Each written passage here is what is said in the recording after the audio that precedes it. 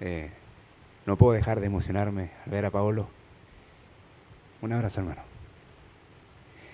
También a los hermanos que han estado, y a su familia, claramente, hermano. Eh, saludar también a todos los que nos vienen acompañando domingo a domingo, quienes nos estuvieron la semana pasada pueden estar hoy día. Siempre es de gozo estar juntos para alabar al Señor y aprender de su palabra. La semana pasada estuvimos exhortando un pasaje que habitualmente se visita para tratar de que la iglesia no sea una iglesia activista, sino una iglesia que ame al Señor por sobre todas las cosas y mantenga su amor vivo, ese mismo amor que nació cuando recibimos el Evangelio, se mantenga vivo, ese primer amor, ese deleite en Dios, esa satisfacción del alma en Dios. Y para entrar a la predicación de hoy día es necesario hacer como esa referencia, porque es un mensaje a la iglesia de Éfeso, pero no es el único mensaje que la iglesia de Éfeso recibió, sino que en las Escrituras encontramos en el libro de Hechos que hay múltiples instancias donde Dios, por medio de diferentes maestros, apóstoles y servidores, pueden enseñar la palabra de Dios para que esa iglesia fuese edificada. Incluso tenemos una carta que lleva su nombre, Efesios. Así que vamos a estar haciendo el cruce como una referencia bíblica hacia la carta a los hermanos que estaban en la ciudad de Éfeso. Vamos a estar ubicados en el capítulo 2. ¿Por qué? Porque vamos a buscar recordar las verdades y las doctrinas que están en la palabra del Señor que avivan nuestros corazones, que avivan nuestras almas para amar a Dios como al principio. Si bien no tenemos una fórmula de paso a paso, pero sí podemos entender que hay algo que nos aviva nuestro amor y es algo que nos entregó ese amor por Dios. Y fue necesariamente nuestro encuentro con Cristo y la obra de gracia de Cristo en nosotros. Así que vamos a estar ahondando en la primera mitad de esta carta que fue escrita en el año 60-62 después de Cristo y estaba dirigida nuevamente como la iglesia de Éfeso que estaba en Apocalipsis. En este tiempo también se buscaba, en esta década de los 60 del primer siglo, buscaba animar a los hermanos que estaban sufriendo, animar a los hermanos que estaban saliendo de una cultura greco-romana sumergida en creencias religiosas, un gobierno político ejercido con autoridad, totalitarismo e incluso donde se practicaban ciertas cosas inmorales para supuestamente adorar a sus deidades. Tenemos dos mitades en esta carta, la primera mitad del capítulo 1 al capítulo 3, que apunta verdades doctrinales que afectan en la práctica, verdades doctrinales que afectan a la práctica. Y en el capítulo 4 al capítulo 6 de esta carta a los Efesios, habla de cómo podemos bajar más en detalle la práctica de la verdad revelada en Cristo. Así que lo que vamos a estar viendo hoy es fundamental, porque la salvación por gracia, queridos hermanos, ser salvados por gracia, es lo que generó toda una revolución en 1517. Es lo que a nosotros hoy nos permite estar aquí congregados sin estar rindiendo cultos a santos, sin estar sujetos a un poder o un dominio papal. Nos permite a nosotros encontrar la suficiencia de nuestra salvación solamente por los méritos de Cristo. Así que la salvación por gracia es lo que cambia realmente la vida de las personas, es lo que nos permite nosotros disfrutar la verdadera salvación, como si existiese otra. No hay otra, solamente es una. La salvación por gracia por los méritos de Jesús. Así que lo que específicamente en esta sección vamos a estar viendo cómo el apóstol Pablo expone que un verdadero creyente ha pasado de muerte espiritual, la vida espiritual por la fe en Jesús. Esto se recibe como un regalo que no se merecía y por lo mismo vive, ya no como un incrédulo, sino que vive según las buenas obras que Dios le preparó para que anduviese. de otra forma, dicho de otra forma, es: somos salvos por gracia, por el amor del Señor, andemos en sus buenas obras. Somos salvos por gracia, por el amor del Señor, andemos en sus buenas obras. Y vamos a leer solamente los primeros 10 versículos del capítulo 2 de Efesios. Dice así la palabra del Señor: y Él os dio vida a vosotros cuando estabais muertos en vuestros delitos y pecados, en los cuales anduvisteis en otro tiempo siguiendo la corriente de este mundo, conforme al príncipe de la potestad del aire, el espíritu que ahora opera en los hijos de desobediencia, entre los cuales también todos nosotros vivimos en otro tiempo en los deseos de nuestra carne, haciendo la voluntad de la carne y de los pensamientos, y éramos por naturaleza hijos de ira, lo mismo que los demás. Pero Dios, que es rico en misericordia, por su gran amor con que nos amó, aun estando nosotros muertos en pecados, nos dio vida juntamente con Cristo. Por gracia sois salvos. Y juntamente con Él nos resucitó y asimismo nos hizo sentar en los lugares celestiales con Cristo Jesús, para mostrar en los siglos venideros las abundantes riquezas de su gracia en su bondad para con nosotros en Cristo Jesús. Porque por gracia sois salvos, por medio de la fe.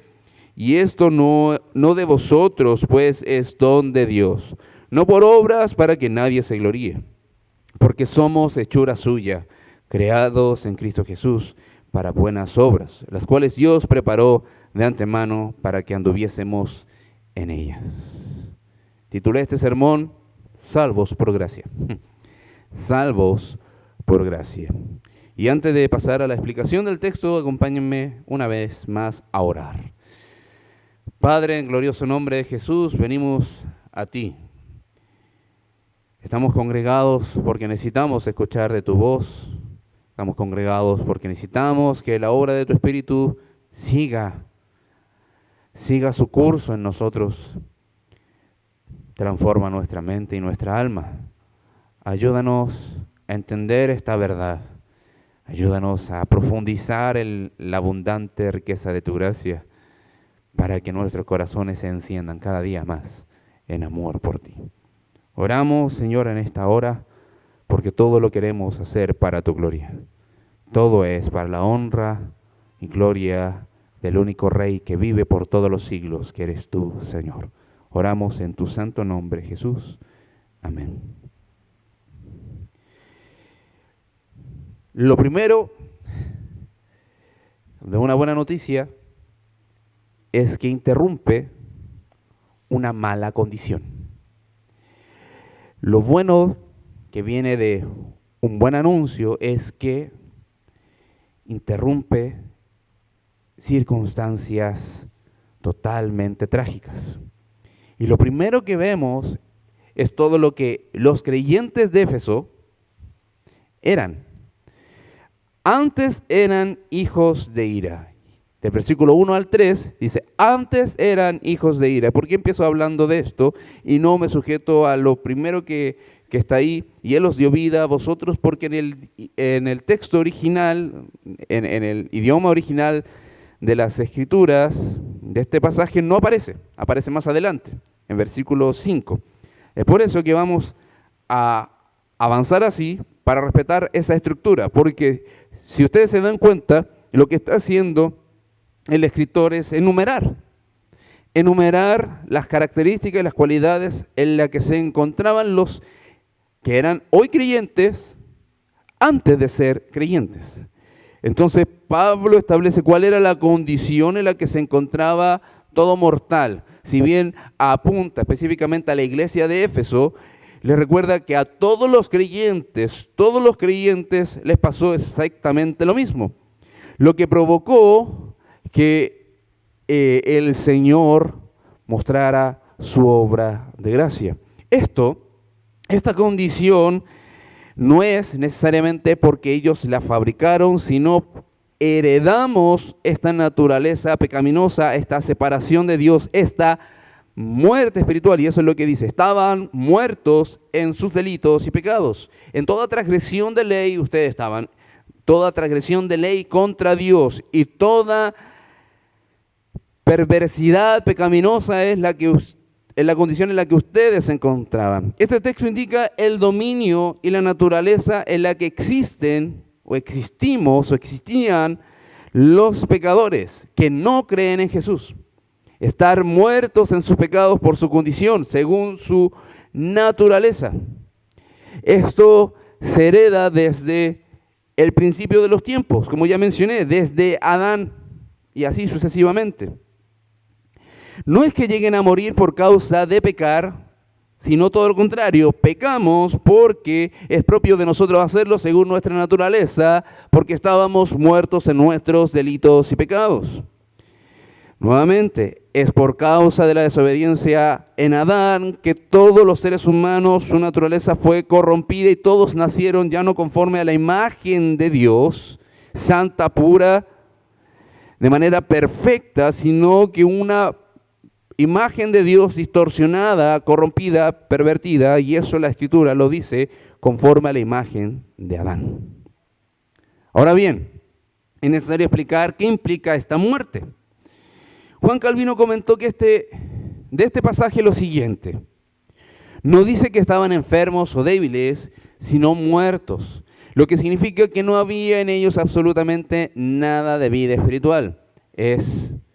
No es un comentario muy profundo, pero muchas veces en la práctica no lo entendemos así. Y ahí lo voy a explicar en cierta medida. Dicho de otra forma, es que hay una ausencia total de la vida de Dios. No es poca capacidad espiritual, es carecer por completo de ella. En esa condición nos encontrábamos. Se encontraban los creyentes de Éfeso. Se encuentra todo mortal que no ha creído en el Evangelio de Jesús. Ahora, los aspectos que describe acá el pasaje que dan al lugar, que nacen producto de esta muerte espiritual, son la separación de Dios. La separación de Dios. En sí, la esencia de la muerte bíblica es por causa de que estamos separados de Dios. Y eso es lo que vemos gráficamente en el huerto de Edén, cuando Dios los sentencia, los echa del paraíso, los separa de una comunión perfecta que tenían con su Creador, con el Santo Dios. Y es por eso que entendemos que estamos en esta muerte espiritual, estamos alejados de su presencia, no alcanzamos su gloria. Y esto es por naturaleza. Es la pérdida de la comunión con Dios y la corrupción de toda la naturaleza humana. Todo lo bueno, todo lo santo se estropeó en nuestra carnalidad, en nuestra carne, en nuestra vida. También es una incapacidad moral total, en un sentido real, de responder en obediencia y a la salvación de Dios. Y esto es interesante, porque quizás todos hemos entendido que de alguna forma nosotros elegimos a Dios, pero están así, están así. Nosotros miramos la bondad de un Dios santo y voluntariamente nuestro corazón se inclinó a decir, voy a ir a Dios. ¿O es que nos encontramos con el Evangelio, su causa vida, y vamos al Señor porque ya tenemos vida y nos arrepentimos de nuestros pecados? Romanos 8, 7 y 8 dice, por cuanto los designios de la carne son enemistad contra Dios, nunca están juntos, nunca están alineados con Dios, siempre están en contra de Dios, porque no se sujetan a la ley de Dios. O sea, no responden, los que están en su carne, los que están en una muerte espiritual, no se sujetan, no se someten a la autoridad de lo que Dios establece como el bien,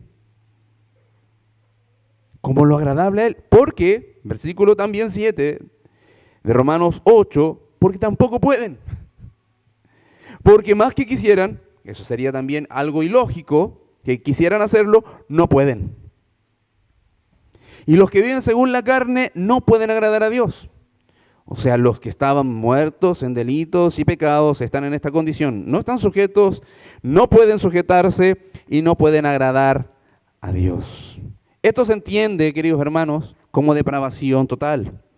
No en el sentido de la máxima maldad que pueden las personas incrédulas sin Cristo poder generar. No son la peor versión de sí mismos, pero sí podrían llegar a cometer grandes crímenes. Podrían llegar a caer en una depravación tan profunda que simplemente están mostrando lo que son por naturaleza en su nivel máximo. Esta depravación afecta la mente, voluntad, afectos, conciencia. No es un poquito de maldad, es llena de maldad. Producto de esta condición es cómo vivían o andaban en otro tiempo los que ahora son creyentes en el Evangelio de Cristo. Y eso es lo que vemos en versículo 2, en los cuales anduviste en otro tiempo. Por eso el apóstol Pablo se refiere a las cosas pasadas que dominaban la vida de cada uno de ellos. Porque la muerte espiritual, queridos hermanos, por más que es muerte, no es una pasividad neutral. No es que no nos movamos hacia ninguna dirección, sino que se está de acuerdo a lo que esa condición permite hacer. Alguien que ha fallecido no interactúa con los vivos, claramente no puede, pero avanza en la descomposición de su cuerpo y avanza en la podredumbre de su cuerpo. La ilustración acá es sobre esa esclavitud activa de acuerdo a nuestra propia naturaleza que el pecador tiene antes de encontrarse con Cristo. Mi predicador y teólogo favorito, Jonathan Edwards, enseñó que el hombre natural posee libertad natural. ¿Sí? Elige lo que desea, y todos elegimos lo que deseamos, pero en esa condición carece de libertad moral para elegir a Dios. No puede elegir a Dios. Naturalmente, para todo creyente en Cristo, al igual que los efesios en su pasado incrédulo, anduvieron según las corrientes de este mundo, lo cual es el orden del mundo que corresponde a los valores y parámetros de la humanidad que van en contra de Dios o fuera de Dios, lejos de Cristo, y establecen sus criterios de vida conforme a lo que su filosofía puede permitirles desarrollar. Bajo esas corrientes filosóficas, esas estructuras sociales, lo que guiaban la vida de estas personas. Ahora, también andaban en desobediencia al príncipe de la potestad del aire. Esto es una referencia a Satanás, quien ejerce un poder limitado, pero suficiente para sujetar a las personas al pecado. Aunque es invisible, fluctúa en todas las esferas de la sociedad donde el gobierno de la palabra de Dios está ausente. Es que el Señor gobierna absolutamente todas las cosas con su palabra, sí. Pero cuando hay un corazón incrédulo que se sujeta a las filosofías mundanas y a los criterios que pueden extraerse desde la misma mente de Satanás, bueno, ahí no está presente de manera efectiva la palabra de Dios. También se habla de que otra referencia a Satanás, que es el príncipe de la potestad del aire, también es el espíritu que ahora opera en los hijos de desobediencia. Prácticamente está aquí señalando que son títeres de Satanás. Todo incrédulo, de alguna u otra forma, puede llegar a estar dominado por Satanás, por medio de sus agentes, de sus demonios, y de manera directa en muchas ocasiones. Él opera en los corazones y en la vida de las personas que están sin Cristo. Antes, queridos hermanos, de Jesús, éramos llamados, igual que los hermanos de Efesios, hijos de desobediencia. En nosotros se daba naturalmente el desobedecer al Señor. No es que buscáramos cómo desobedecer al Señor, no será natural. Y Satanás enérgicamente obraba y estaba comprometido con que eso fuese lo más radical posible, partiendo con tratar de cegar nuestro entendimiento para que la luz del Evangelio no resplandeciera en nosotros y no creyéramos en su sacrificio. Ahora, en este punto podemos decir que el texto señala que nadie sin Cristo está medio perdido, está medio muerto o es medio desobediente a Dios, sino que está completamente perdido, está totalmente muerto y es radicalmente desobediente a Dios. Y por eso dice, entre los cuales también todos nosotros vivimos en otro tiempo en los deseos de nuestra carne. Todos nosotros, Pablo incluyéndose, vivimos así en otro tiempo. No hay quien en su expediente de vida, que diga ser creyente, salvado por el Evangelio, en su expediente de vida no consigne haber vivido de esa forma, no haber estado en esa condición. No hay quien, no. Es que yo nací en la iglesia, sí, pero naciste pecador, no como renovado por el Evangelio de gracia. Todos nacimos en esa misma condición, pecadores, destituidos de la gloria de Dios, muertos en delitos y pecados. Por más que no nos sintamos tan malos a los ojos humanos, ahora no se trata de que en algún momento vivimos con una de nuestras versiones más pecadoras. No se trata de eso, sino simplemente de haber estado separados de Dios y lo que hacíamos era en contra de Dios. Todos vivimos en los deseos de nuestra carne, como siendo el timón de nuestra vida. Estos deseos, las concupiscencias, estos impulsos que se generan en nuestra carne. La palabra carne en esta ocasión se está refiriendo a la naturaleza humana corrompida. Esto apunta a todos aquellos impulsos que nacen para dominar lo que éramos. El hombre moral vino a juicio. Esta es como una ilustración que busca explicar esto. El hombre moral vino a juicio, pero sus andrajos de autojustificación no le podían servir. Cuando nos presentamos delante de Dios sin Cristo, estamos en esa condición. Tenemos unos andrajos, unos trapos que no sirven para justificarnos. Ahora, queridos hermanos, esto no es un actuar irracional. Toda nuestra conducta de deseos pecaminosos cuando nos esclavizaban no son impulsos irracionales, afectan nuestra conciencia y de manera pensante nos conducimos a satisfacer esos deseos, a planes egoístas, a planes inmorales y a reflexiones que muchas veces apuntan en ir en dirección opuesta a Dios. Hermanos, ninguno de nuestros sentidos quedan libres. Todos los sentidos en esa condición estaban conjugados. Los sentidos y las cualidades del alma estaban todas sujetas y esclavizadas por el pecado. Por esta razón afirma que la iglesia de Éfeso, antes de ser cristianos, eran hijos también, no solamente de desobediencia, sino de ira. Lo mismo que cualquier incrédulo. Dios se enciende en indignación continua y en el furor ardiente hacia el ser humano que se encuentra separado de Él y es rebelde al evangelio de gracia de Cristo. Dios se enciende en indignación, en furor, en ira.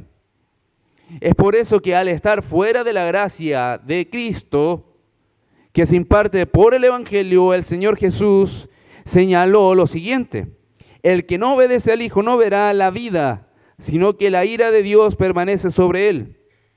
¿Qué permanece sobre él? La ira de Dios. Esto está después de Juan 3:16, solamente 20 versículos después, donde dice que Dios amó al mundo de tal manera que envió a su Hijo. Bueno, cualquiera que rechaza a su Hijo ya no va a ver ese amor. Va a ver la ira de Dios, e incluso esa ira ya está sobre él. Esta es una verdad universal. Queridos hermanos, todos hemos estado bajo la ira de Dios. Es más, algunos hoy, no sé si necesariamente de los que están aquí congregados, hoy aún son hijos de desobediencia y hijos de ira. Nadie está excluido de esta afirmación si es que están sin Cristo. Tanto la redención como el juicio serán totalmente consumados en el tiempo venidero. Por eso no vemos que estas personas incrédulas que están bajo la ira de Dios no son consumidas. Y hay veces que los corazones de algunos hermanos es como, pero ojalá caiga la ira de Dios inmediatamente. Son como hijos del trueno, como Juan y Jacob. Mandamos que caiga fuego. No. Misericordia. El juicio tendrá su momento. Toda esta descripción es de lo que fueron en el pasado. Y ahí como que podemos descansar.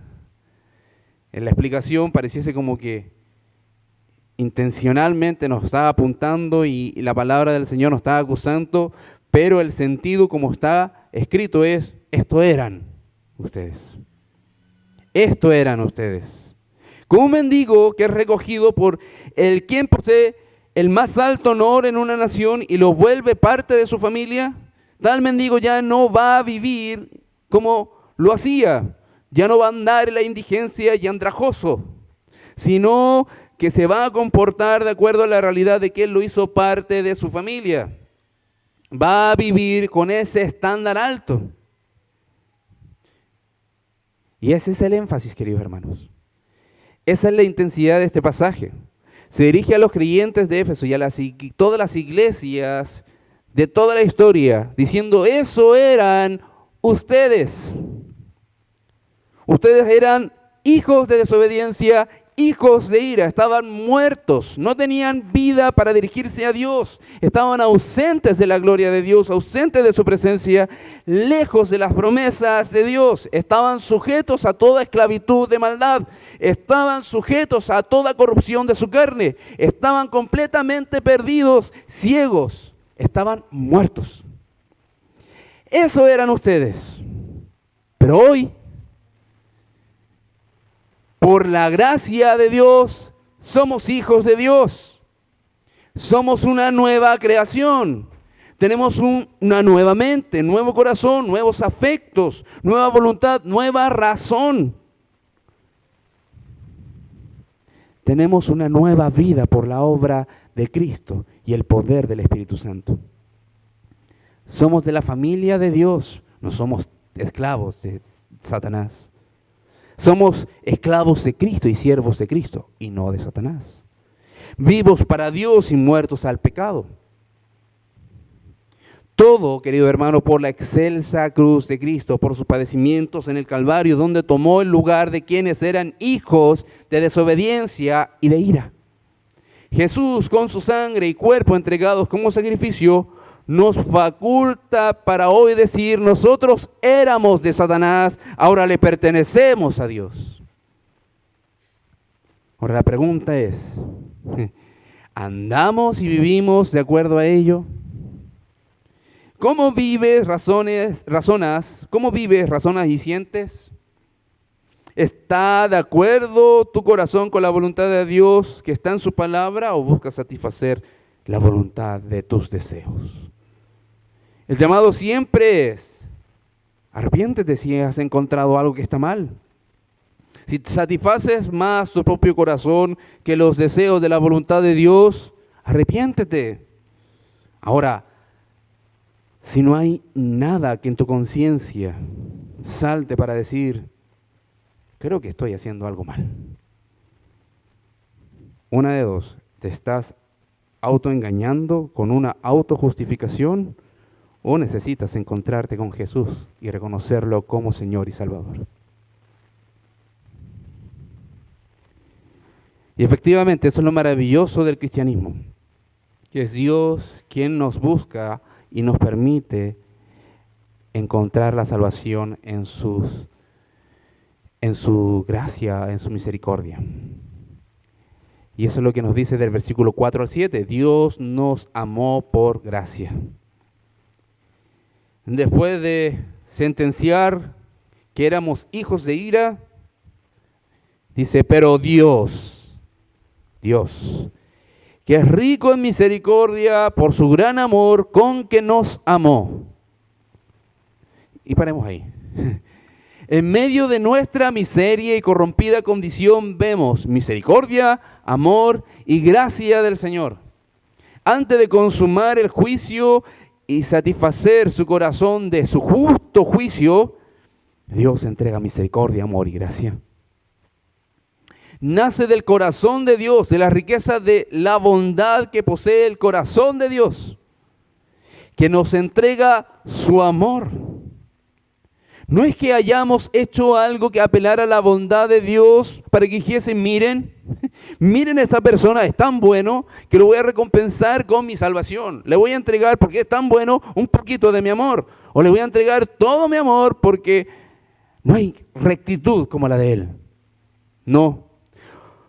Rotundamente no.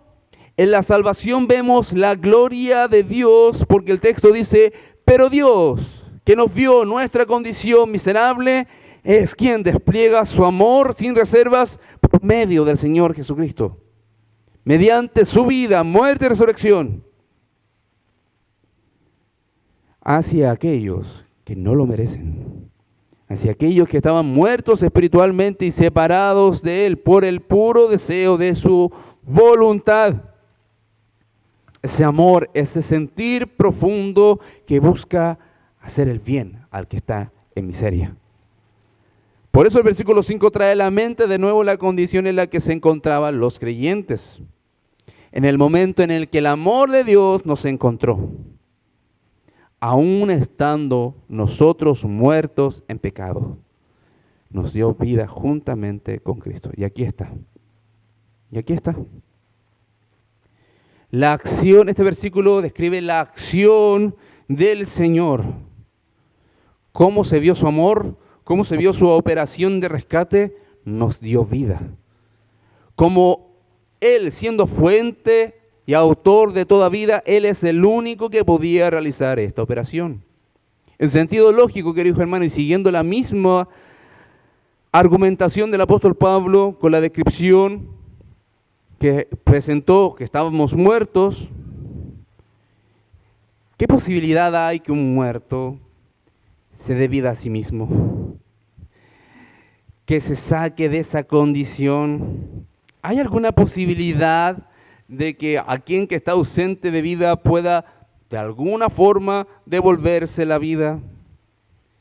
Eso es lógico. No hay ninguna posibilidad de entregarse a sí mismo lo que no se tiene. Pero Dios, sí. Su evangelio vivifica a los pecadores, lo cual significa recibir la vida de Jesús por la fe, mediante la persona del Espíritu Santo que habita en el creyente. La ausencia de la naturaleza de Dios, esto significa que Dios nos ha dado vida. La ausencia de la naturaleza de Dios en el ser humano no va más, sino que tenemos internamente la naturaleza divina de Dios al creer en Jesús, porque el Espíritu Santo habita en nosotros. Y esto, queridos hermanos, queridas hermanas, es gracia. Sabemos que la gracia es, en el idioma original del Nuevo Testamento, favor o regalo inmerecido. Por lo que recibir la vida de Dios, entendemos que es algo que no merecemos. Recibir a Cristo como Salvador de tu alma, no lo merecemos. Que padeciera en la cruz por horas por nosotros para pagar nuestra culpa y llevar nuestra condenación, no lo merecemos. Pero Dios, que es rico en misericordia y gracia, lo concedió. Él nos regaló esta salvación a nuestra alma. Solo es por la buena voluntad de Dios que nos infunde vida por medio de la predicación del Evangelio y nos da esa fe para creerlo. De eso se trata, queridos hermanos. Todo lo bueno que hemos recibido de parte de Dios no lo merecemos. Cuando hablamos de la salvación y de recibir la vida, no se trata de una ceremonia que recompensa al mejor guerrero, que recompensa al mejor estudiante, que recompensa al que se ha esforzado más en cualquier disciplina. No es reconocer los méritos de aquel que recibe esta acción de bondad, sino ser salvos es recibir por bondad algo que no merecemos. Ser salvos de estar separados de Dios. Esto es la salvación. Ser salvos de estar separados de Dios por toda la eternidad y de recibir el justo juicio que vierte todo el furor de su ira sobre nosotros. Esto es gracia. Librarnos de esto. El mérito está en Jesús, en Dios y no en el pecador. Merecíamos y merecemos por nuestras obras la condenación. Pero por Jesucristo nuestro Señor hay vida. Hermanos, hoy todos nuestros pecados que hemos cometido tienen la misma sentencia de Dios. Pero ¿saben lo que pasa? Es que está Jesús. Está Jesús recibiendo esa sentencia en la cruz. Es por eso que no somos consumados por nuestro egoísmo, por nuestro orgullo. Es por eso que no vamos a ser condenados necesariamente porque muchas veces buscamos satisfacer nuestros propios deseos, porque Jesús ya pagó el precio y la condenación por esos pecados. ¿Pero eso significa que vamos a vivir de esa forma? No, de ninguna manera. De ninguna manera, porque el mismo texto nos dice que preparó buenas obras para que anduviésemos en ellas. Los resultados de esta salvación nos lo presentan los siguientes versículos 6 y 7. Él nos resucitó y nos sentó en los lugares celestiales con Cristo. Al darnos vida, nos señala que por Jesús somos resucitados espiritualmente. Ahora vivimos. Además que nos hizo sentar en los lugares celestiales. Estos son los resultados inmediatos de recibir a Jesús como el Salvador de nuestra alma. El creyente está vivo para la justicia a través de la resurrección de Cristo y disfruta la exaltación de su Señor y participa de su gloria preeminente. Está en las alturas con el Señor. ¿Por qué? Porque hay una unión permanente espiritual con Jesús, del alma con Jesús, de lo que somos con Dios. Es por ello que recibimos toda la bondad del cielo, porque no hay ningún pecado que no haya sido lavado por la sangre de Jesús. Por esto tenemos la certeza de que entramos en el reino de Dios, ya sea por muerte o porque el Señor Jesús venga. Es por Jesús, es por Él y en Él que recibimos toda la bendición del cielo. No es por nuestros méritos. Versículo 7, Dios se revela a sí mismo. Dios se revela a sí mismo para mostrar en los siglos venideros. Dios está revelando. Él, por medio de nuestra salvación, por medio de la obra de Cristo en la cruz, es que podemos ser un testimonio de alabanza y gloria a todos los siglos. Alguien que es salvado, transformado, es una alabanza a Dios, que Dios usa para contar su gloria. Es gloria para el alma del pecador ser perdonado, que muestra la redención y es usada nuestra transformación por Dios para toda la eternidad, para mostrar su amor y su incontenible gracia. Eso, queridos hermanos, tampoco lo merecemos, pero lo recibimos. Toda su gracia es incomparable, todo su poder transformador es inigualable, todo eso maravilloso y omnipotente que vemos en Dios, que hemos recibido, todo eso es para que hable los siglos venideros de cómo Dios ama al que está perdido. No solamente es la muerte en la cruz de Cristo, sino que también es la misericordia que hizo en cada una de sus obras en su ministerio terrenal. Ahora quiero que entiendas esto, hermano. Quiero que entiendas esto. El Evangelio no llegó a nuestra vida cuando estábamos o cuando nos estábamos hundiendo como quien se está ahogando en el mar y llegan los salvavidas a rescatarlos. El Evangelio no llegó ahí. No es que me estaba ahogando y alguien vio mi mano y me rescató. No. Sino que llegó como cual equipo de rescate encuentra un cadáver que está descompuesto en lo profundo del mar. Pero este equipo de rescate tiene un poder. Toma este cadáver descompuesto, lo saca y le da vida. Cuando se anuncia el Evangelio no es para que la gente no muera, sino es para darles vida, porque ya están muertos en sus delitos y pecados. Y así no morir eternamente. Ahora, ¿en qué estabas tú cuando el Señor te encontró? ¿En qué etapa de tu vida estabas? ¿Qué estabas haciendo? ¿Cuáles eran tus planes? ¿A qué te querías dedicar? ¿Qué estabas deseando? ¿Cómo fue que te encontraste con el Señor? ¿Cómo fue cuando la gracia de Dios saltó a tu vida y te rescató de lo profundo del mar? Con una corrupción profunda y una podredumbre que no terminaba en tu alma y te dio vida. ¿En qué estabas? Queridos hermanos, no solo fuimos salvos por su amor, sino que vivimos cada día por ese amor. Es necesario pensar esto para que nuestro amor por el Señor no muera. No lo dejemos ahí, sino que esté vivo como el primer día. De hecho, el Señor dice, nos manda a amarle como al principio, no amarle más que al principio. Amarle como al principio de nuestra salvación, no más. Y si no entendemos la obra de gracia que recibimos, eso va a quedar solo en el papel.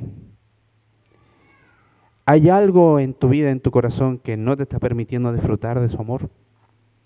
De la gran obra de gracia que ha hecho el Señor en tu vida, que ha rescatado tu alma de la condenación y de su justo juicio. Preséntaselo al Señor. Si tienes que arrepentirte, arrepiéntete. Y mayormente, casi siempre es que nuestro corazón está descalibrado y nos está pensando en Cristo y su gloria, sino que está pensando en uno mismo y de manera terrenal en los demás. Por último, queridos hermanos, la salvación es un don de Dios, no por obras. Porque por gracia sois salvos, nuevamente, y agrega por medio de la fe. Es por la fe que recibimos al oír el Evangelio y la salvación de nuestras almas. Esto no es algo que nosotros hayamos generado. Esto es simplemente por la voluntad de Dios. Se refiere cuando dice, esto no de vosotros, pues es don de Dios, se refiere tanto a la fe como a la salvación. Todo es una obra de Dios, todo es una obra de gracia. La fe natural, queridos hermanos, que salva al hombre no existe. Siempre esa obra o esa fe que se deposita en Jesús es una obra de gracia. Porque estábamos muertos en delitos y pecados y un muerto no puede generar vida. Entonces, por lo mismo, no podemos dirigirnos a Dios. Siguiendo esa misma ilustración descriptiva, nosotros no podemos generar una fe en una condición de muerte. Necesitábamos recibir la vida. Y recibiendo la vida, la fe se gesta en nosotros.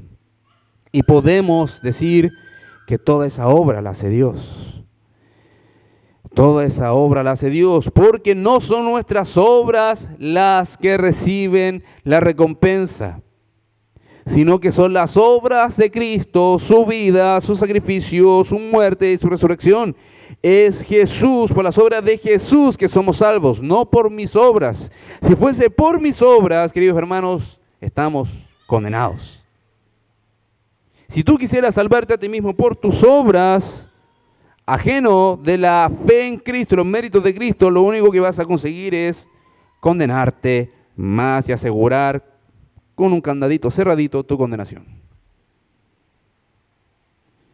pero es por la obra de Cristo, para que nadie se gloríe. Nadie se va a gloriar en el cielo diciendo, miren, chequen todas las buenas obras que hice, miren cuánto fui caritativo, cuánto fui compasivo, cuán piadoso fui. Si era un ejemplo de piedad, si hubieran escuchado el tiempo de devocional que tenía con Dios, miren todas mis buenas obras. Y evangelicé hasta el que no me quería escuchar, lo evangelicé igual. Nadie va a poder hacer alarde de esas obras delante de Dios como un medio para poder entrar a la gloria, sino que ha sido por las obras de Cristo. Y todas esas buenas obras que son buenas, son para adornar la gracia. Son para decir, miren cuán eficaz es la salvación de Jesús. Que un pecador ya no sea pecador, sino que sirva a Dios, eso es gracia. Y es para la gloria de Dios, no para la gloria de ese pecador transformado por Dios. Queridos hermanos, fuimos creados en Cristo para buenas obras. Ahora, ¿se dan cuenta? Toda esa buena obra de salvación no es el clímax en sí, sino que es un paso para decir, ahora voy a andar con Dios. Voy a caminar con Dios, voy a vivir con Dios, voy a vivir por Él, voy a morir si es necesario por Él, voy a amarle a Él. Voy a andar conforme a su corazón, no conforme al mío. Hemos sido creados en Cristo Jesús para buenas obras. No se está refiriendo al principio del tiempo, sino el momento de la salvación. Somos nuevas criaturas en Jesús y esa nueva criatura que somos debe de notarse por esas buenas obras que Dios preparó de antemano.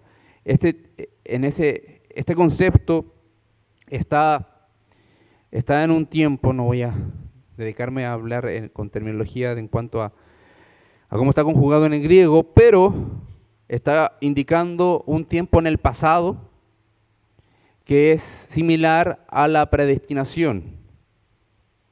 Dios las preparó de antemano, o sea, desde antes de que fuese todo. Preparó estas buenas obras para que anduviésemos en ellas. Dios las ordenó desde antes que el tiempo fuese, para que viviésemos como Él quiere que vivamos. La salvación es un medio para adorarle. Toda esta buena obra de gracia es para que demos gloria al Señor, vivamos para Él y no para nuestros propios deleites. Queridos hermanos, este es uno de los puntos que muchas veces el cristianismo contemporáneo no lo entiende. No lo entiende. Se queda con decir, yo fui salvo. Pero no hay una perseverancia en el arrepentimiento. No hay una lucha con su pecado para dejar aquellas cosas que sabe que debe de dejar. No entiende que debe de dejar incluso aquel pecado que considera que no es tan dañino. Querido hermano, el pecado es malo. ¿Vieron la primera exhortación de los primeros versículos? No es un pecadito. El pecado engendra muerte, queridos hermanos. Y es una rebelión contra Dios. Así que el punto de ser salvados es para responder en amor a Dios, para andar como Él quiere que andemos. Ahora, podríamos estar enumerando todas las cosas que deberíamos de hacer. Pero hay algo que dice la Escritura. Aquel que ama mucho es porque se le perdonó mucho. Yo no sé cuánto te perdonó a ti el Señor. Yo sí sé cuánto me perdonó a mí el Señor. ¿No debería ser suficiente para mirar a Cristo y decirle, te seguiré, viviré y moriré por ti, porque sé que estoy contigo hoy y la eternidad? Piensa en eso. ¿Cuánto te perdonó el Señor? para que eso sea una respuesta de amor, en gratitud y obediencia a su palabra. Oremos. Padre, en el glorioso nombre de Jesús, venimos a ti una vez más para entender que es tu gracia maravillosa la que nos capacita para hacer todas las buenas obras. Es tu gracia, es tu salvación. No es qué tan buenos somos, eres tú, Señor. Mas guíanos para exaltarte, para obedecerte, para caminar contigo. Y perdónanos, Señor, cuando algo de la gloria que exhibe tu salvación queremos retenerlas nosotros. Cuando muchas veces en nuestra mente decimos no era tan pecador. Señor, perdónanos por eso. Perdónanos cuando nuestro arrepentimiento es superficial y ayúdanos a arrepentirnos de proceder en decir perdón, Señor, simplemente para que nuestra mente esté en paz y con una conciencia tranquila. Trae convicción, Señor, a nuestros corazones por tu palabra, por el poder de tu Espíritu, para que te amemos más. Para que te amemos, perdón, Señor, como al principio. Que te amemos como al principio, con ese primer amor. Y si hay alguien que no ha encontrado ese primer amor nunca, Señor, trata con su corazón y que pueda dilucidar bien en qué situación está contigo. Oramos, Señor, en el glorioso nombre de Jesús. Amén.